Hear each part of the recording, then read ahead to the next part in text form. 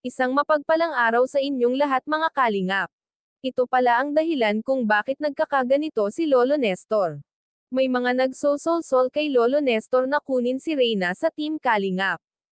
Dahil may ilang kapitbahay ni Lolo Nestor ang mga nagsasabi na may palihim daw na pumupunta kay Lolo Nestor at ito'y binibigyan ng ayuda. Ito ay ang sinasabi nilang mga aswang, kaya malakas ang loob ni Lolo Nestor na sumugod sa bahay ni Roda at nagmamadali pang kinukuha si Reyna.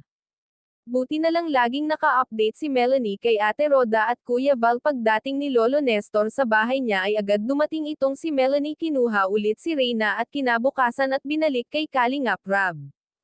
Nung pumunta si Melanie sa bahay ni Roda wala ito at nasa simbahan.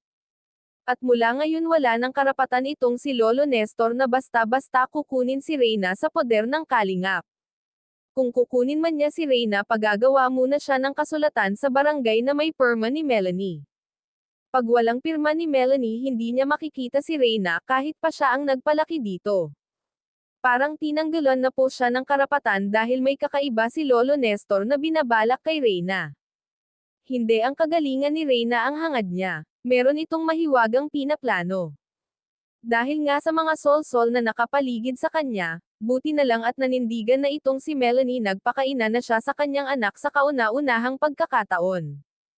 Pinaglaban na niya si Reyna. Hangad ni Melanie na gumaling ang anak niya kaya binalik niya ito sa Kalingap mga ka-viewers. Sigurado na kasi siya sa Kalingap na gagaling si Reyna. Kampante na si Ate Roda na aalagaan si Reyna at ito ay may kondisyon na pag pumunta si Lolo Nestor ito ay tumawag ng pulis para ito ay kumalma. At huwag nang papasukin sa bahay ni Roda kung sakali man na pumunta. Bago tayo magtapos huwag natin kalimutan suportahan ang ama ng Kalingap na si Val Santos Matubang at si Kalingap Rab. Maraming salamat at God bless.